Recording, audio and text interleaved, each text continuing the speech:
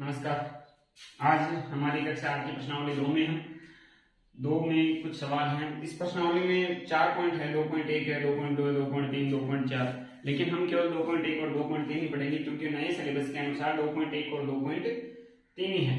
2 आपकी 2 और 2.4 सिलेबस से हट चुकी है, इसलिए हम वह नहीं पढ़ेंगे। हो सकता है आपके पास नई बुक हो जो नया एडिशन है, उसके अनुसार आपको उसमें केवल 2 ही प्रश्नावली, 2 ही पॉइंट मिलेंगे इस प्रश्नावली में। दूसरे में प्रश्नावली का नाम है एक चर वाले रैखिक समीकरण। तो एक चरों वाले रैखिक समीकरणों के बारे में आज हम पढ़ने वाले हैं। पहले सवाल में 3 दे रखे हैं। सबसे पहले कुछ बेसिक बातें कर लेते हैं। ये प्रश्नावली शुरू करने से पहले बेसिक बातों में, जैसे ये एक चर वाला कोई भी रैखिक समीकरण है, इसमें बराबर का जो चिन्ह है इसके दाएं पक्ष और बाएं पक्ष इन दोनों की बात करें। अगर यदि दाएं पक्ष से बाएं पक्ष में कोई अंक है वो ला रहे हैं, या दाएं पक्ष से बाएं पक्ष में ले जा रहे हैं, तो इसमें चिन्हों का परिवर्तन होगा। प्लस का जो चिन्ह है वह माइनस में परिवर्तित होगा, माइनस का जो चिन्ह है वो प्लस में परिवर्तित होगा, गुणा का जो चिन्ह है वो भाग में परिवर्तित होगा, और भाग का जो चिन्ह है वो गुणा में परिवर्तित होगा। यानी कि जो संख्या प्लस की होगी वो इस साइड आकर माइनस की हो जाएगी, जो माइनस की है वो प्लस की हो जाएगी, जो गुणा में वो भाग में होगी, जो भाग में वो गुणा में हो जाएगी। एक दूसरे के अपोजिट ऐसे समझ सकते हैं। तो ऐसा हम इन सवालों में करेंगे। जैसे कि मैं पहले सवाल की बात करूं तो पहले सवाल दे रखा है x - 2 = 7।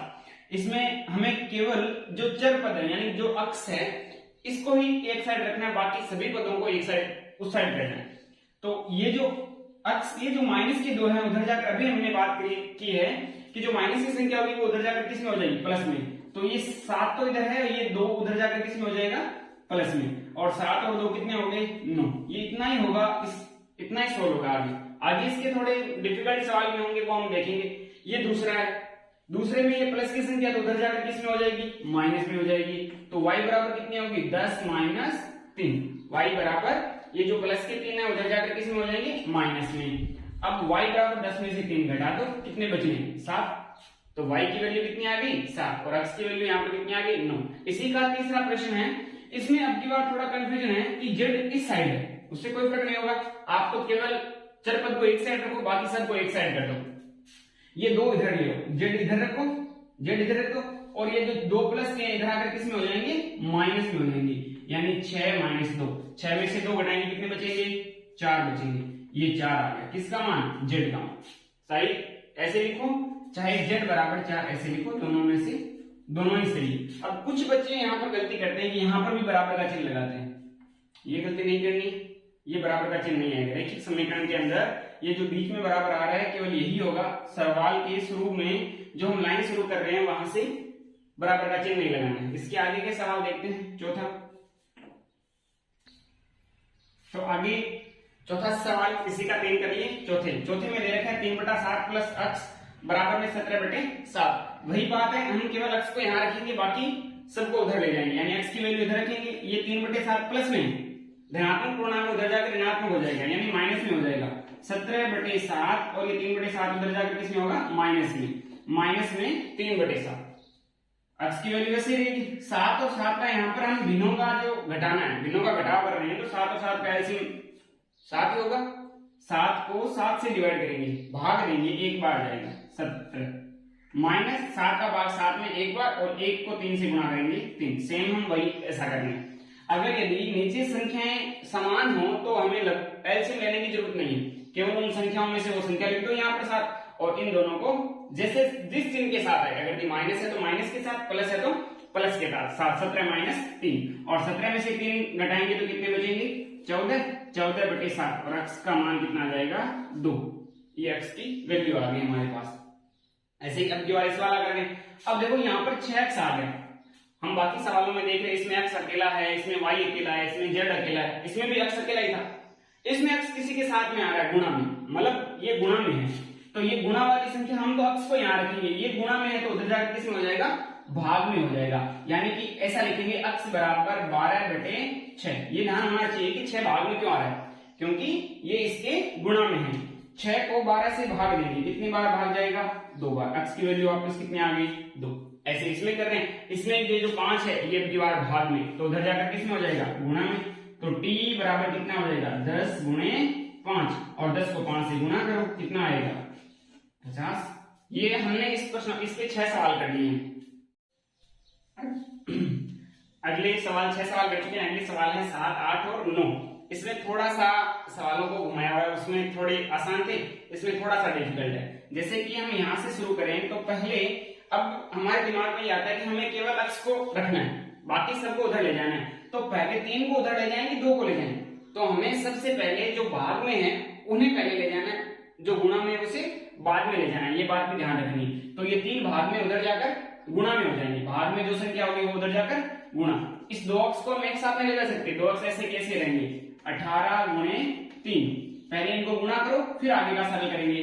2x बराबर 18 को 3 से गुणा करेंगे 54, कितने हो गए 54। अब ये 2 गुणा में है x की, ये उधर जाकर किस में हो जाएंगे भाग में हो जाएंगे, यानी कि x बराबर 54/2 और 54 को 2 से भाग देने पर हमारा आंसर कितना आएगा 27।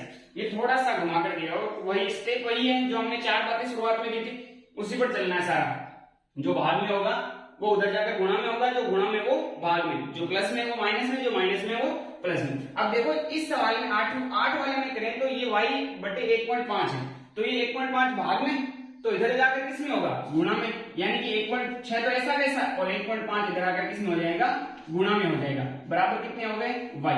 अब सबसे बड़ी समस्या ये है कि सर हम दशमलव का गुणा तो कर ही नहीं सकते, ये दशमलव में आ गए 1.5 और 1.6, इसमें कोई डिफिकल्ट नहीं है। हम 16 और 15 को तो गुणा कर सकते हैं, ये तो करना आसान है। तो हम पहला काम यही करेंगे, 16 और 15 को गुणा करते हैं, कितना होगा 240, 15 0 और 15 और 9 24, ठीक है सही है। 240 बराबर y आ गया। 240 आएंगे इसमें ना, इन दोनों को गुणा करेंगे तो। अब देखो इस दशमलव के बाद में कितने अंक है 1 है, और इस दशमलव के बाद में भी कितने अंक हैं 1, तो कितने अंक हो गए टोटल 2। एक इसके बाद में, एक इसके बाद में, केवल दशमलव काउंट नहीं करना है। कुछ हम यहाँ पर गलत कर लेते हैं कि ये पॉइंट और ये पॉइंट 2 पॉइंट, तो 2 अंकों का पॉइंट लेना, नहीं ऐसा नहीं है। इस पॉइंट के बाद में कितने अंक हैं वो काउंट होंगे, इस पॉइंट के बाद में कितने अंक है वो भी काउंट होंगे। तो इस पॉइंट के बाद में 1 अंक और इस पॉइंट के बाद में भी 1 अंक, ये दोनों 2 अंक हो गए। तो हम आंसर में जो उत्तर आएगा उसमें पॉइंट 2 अंकों पर पॉइंट लगाएंगे। अब इस पॉइंट के बाद में अगर ये 0 है तो उस 0 की कोई वैल्यू नहीं है, तो हमारा आंसर 2.4 हो जाएगा इसमें 8 वाले में। ऐसे 9 वाले में करते हैं, 9 वाला ऐसा ही है, कुछ ज्यादा डिफिकल्ट नहीं है। अब देखो इसको y बराबर 2.4 ऐसे भी लिख सकते हैं, जो पिछले सवाल में किया था ना हमने 6 वाले में, ऐसा भी कर सकते हैं। अब ये 7x - 9 बराबर 16 है, ये माइनस के 9 है, उधर जाकर प्लस में हो जाएंगे 16 + 9, और ये 16 और 9 कितने हो गए 25, 7x बराबर 16 और 9 हो गए 25, ये आ गए 25। और ये जो 7 है ये हो जाएंगे गुणा में, उधर जाकर किसमें हो जाएगा भाग में, x बराबर 25/7। ये भाग नहीं जा सकता, भाग नहीं जाएगा तो इतना ही करेंगे।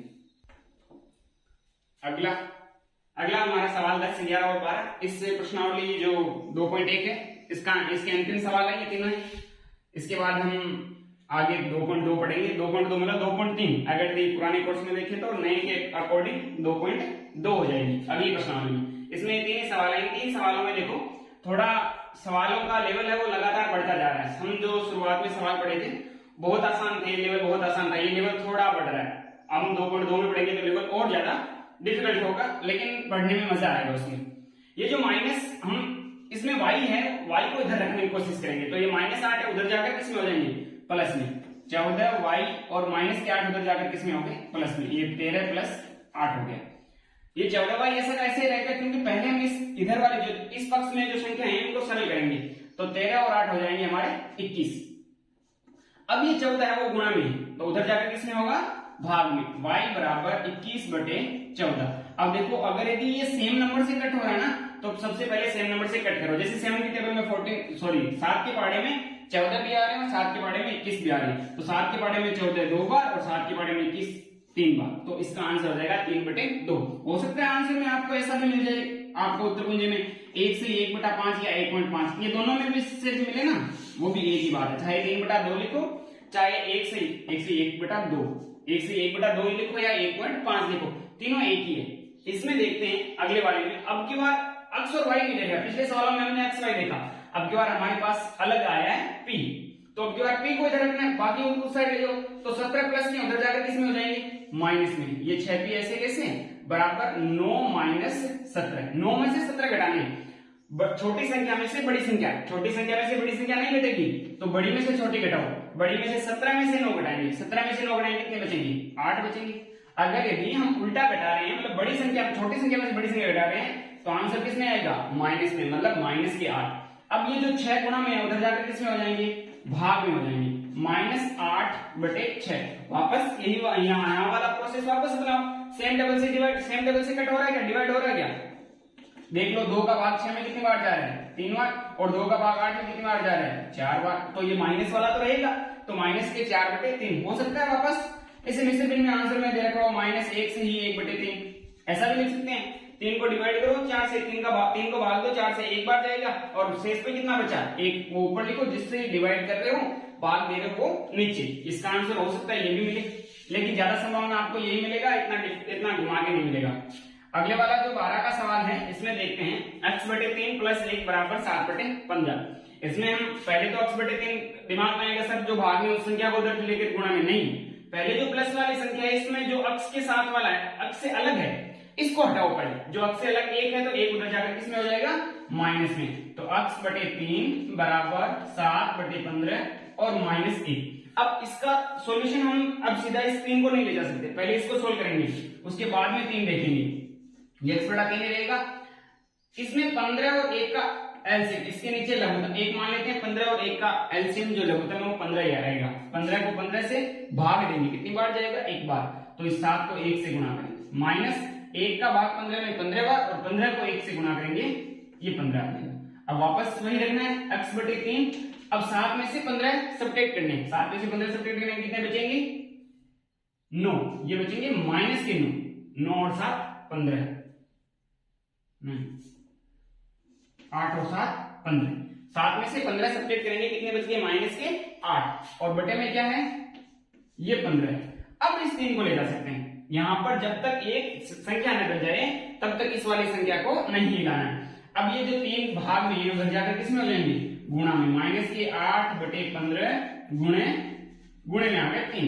अब देखो ये 3 से कट हो रहा है क्या, हाँ कट हो रहा है, तो कट करो, कितनी बार, 5 बार। 3 की टेबल में 3 के पहाड़े में 3 1 बार, 3 के पहाड़े में 15 5 बार, यानी हमारा अक्ष का जो आंसर आएगा वो आएगा -8/5। ये हमारी प्रश्नावली यहीं पर कंप्लीट है।